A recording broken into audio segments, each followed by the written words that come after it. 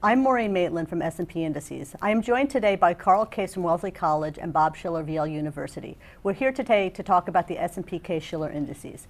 It's October 25th, and this morning we released information on our August data. I'm here today to interview the gentlemen on what's going on with the indices and how they see them impacting the markets going forward. Good morning, gentlemen. First things I want to ask you, with the markets, the housing markets have basically been in decline for about 3 years. As we're entering 2012, what are some of the challenges you continue to see going on with these markets? Well, this is a very significant challenge that the market is presenting to us.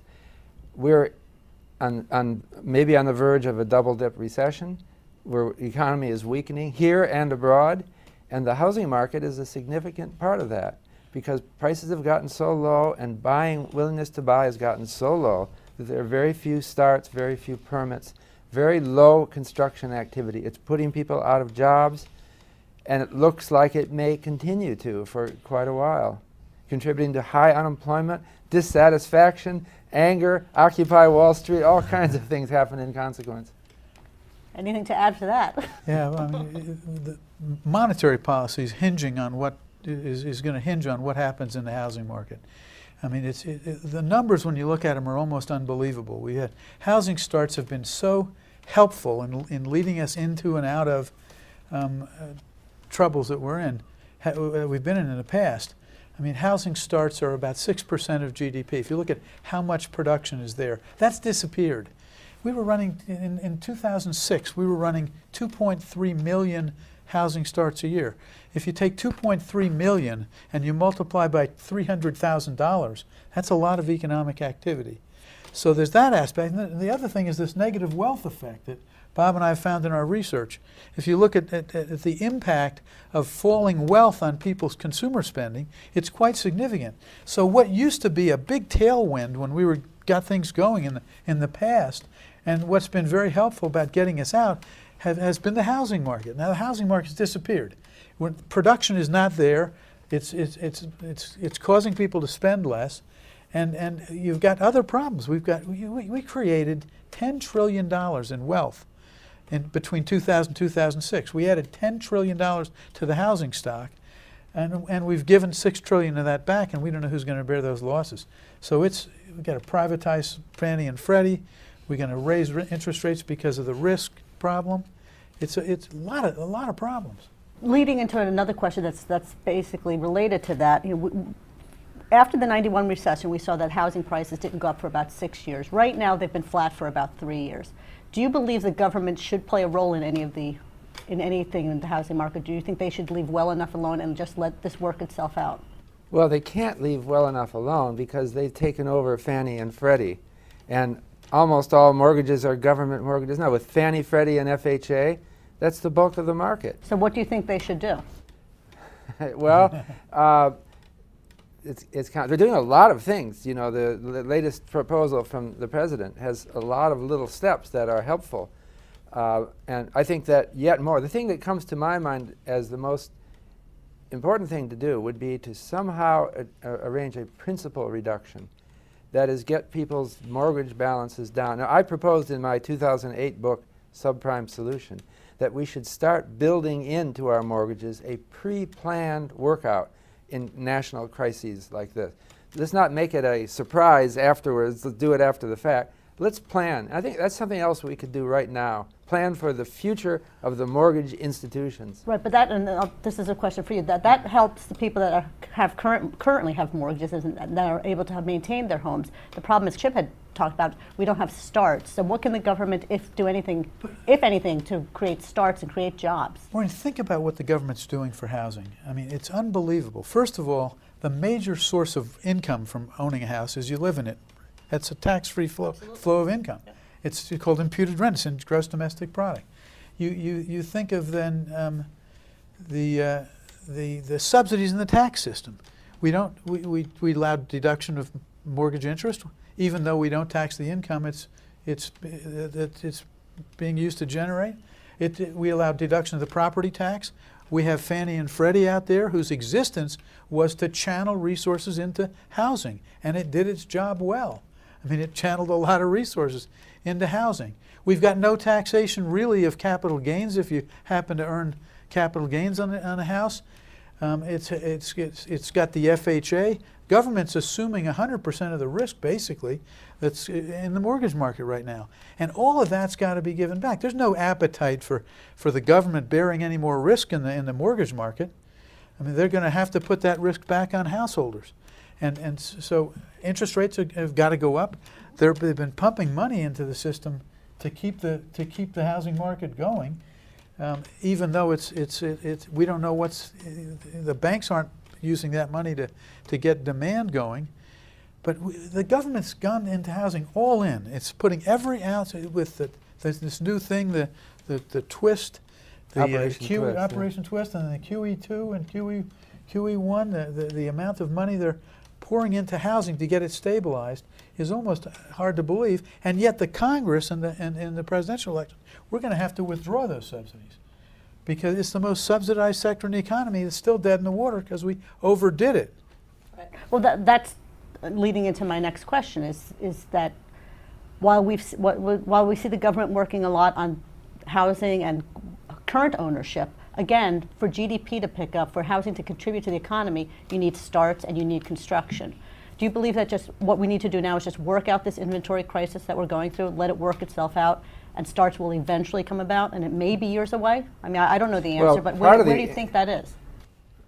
President Obama last month proposed an American Jobs Act, which was blocked in the Senate, but maybe something like that can still happen, and proposed that there would be infrastructure investment. There would be a different kind of construction. It wouldn't be single-family homes. It would be highways, and harbors, schools, things like that. Maybe we need more of that. Maybe we have enough houses right now. Trying to spur single-family home construction is not, to me, as promising as more general infrastructure. So I hope that the infrastructure parts of that bill will eventually be passed. Right. So you basically what you're saying is you can see a case where housing will not contribute to GDP the way it has historically. Well, it would be residential investment rather than housing. The same people who build houses, they can build schools, right. And I'd like to see that. At the risk of being a Pollyanna, let me point out that there are some signs that the housing market could come back on its own. Housing starts last week were up substantially. They're down at all-time record lows, but they're starting to turn up. The thing that was disturbing prior to the last few weeks was that the households were disappearing. The number of households coming into the market, people are doubling up, staying with mom and dad, and so on and so forth. But so even though we weren't building anything, the vacancy rate was going up. And the vacancy rate, the housing vacancy surveys done by the census every month, was showing the vacancy rate at all-time record levels. All of a sudden, they're coming down. Home building is picking up. Existing sales are flat and stable. And people we interview are very optimistic. If you look at home buyers, the people who are buying homes, the ones we trust to make judgments about the future, those people are very optimistic despite the fact they know that prices are falling. Now, how could that be? I mean, the reason that could be is it takes a small number of people to drive the market. The market, when we talk about market price, we're talking about 4 million sales, 4.9 million sales out of a total housing units, occupied units of 112 million. So 4 or 5 million sales out of 112 million is not a lot. And if those people are optimistic, they can begin to move the market, and then expectations are drawn back into it. People are hungry to find some upward momentum if it's there. So I'm not arguing that's going to happen, but there are the seeds in this data. At least it's stable. Everything's kind of holding. It's like waiting for Godot. And they're waiting for the market to do something, and I think it's possible, not highly probable, but possible, that it breaks out in the next 6-8 months. Well, then let me ask you this, a final question here is, in terms of foreclosures, do you believe that we've worked out most of the foreclosures, or is there still that shadow inventory that's sitting there, which is going to weigh on inventory and is going to weigh on the housing market? I think foreclosure is a problem that's hardly been solved. Okay. We have, by one estimate, 11 million homes that are underwater, right? People in those homes have incentive to default. they're insolvent basically, and a lot of those people will, unless something else happens to either reduce their principal or maybe the market picks up. But as things are right now, it looks like there will be a lot more foreclosures. One of the questions is how separate are these markets? Are they really competing with each other? I mean, a large concentration of those underwater are in 4 or 5 states, and those neighborhoods, they're bulldozing houses. They're so.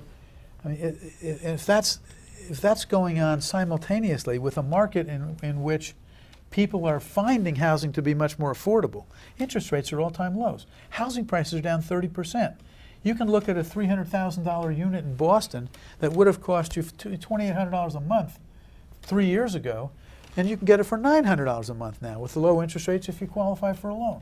So the combination of lower prices, low interest rates, and some stabilization in price, I think is going to draw people back someday. Maybe Someday. not today, But you know, maybe not tomorrow. In Japan, it's taken, yeah, the same thing. No, It's I taken agree. 20 years. I agree, But you touched on a point there. You said if you qualify for a loan, that's the other variable. another problem. Housing seems to be affordable for many people right now, but they can't get the loans.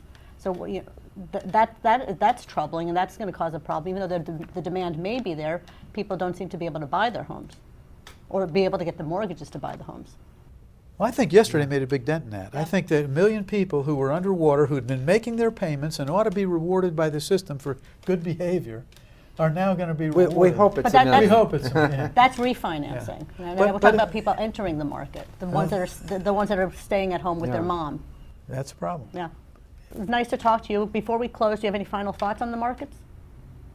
Or do you think we've covered it all? Well, I just reiterate that home prices may fall. I've worried, but I wouldn't let that worry discourage buying a house now if that is a logical thing to do in your life for your family, because it's offset by low mortgage rates, and so it's just there's not a clear picture for hesitation. But I also wouldn't go in, maybe you disagree, as an investor who's buying multiple houses now, unless you have some specific knowledge about the area.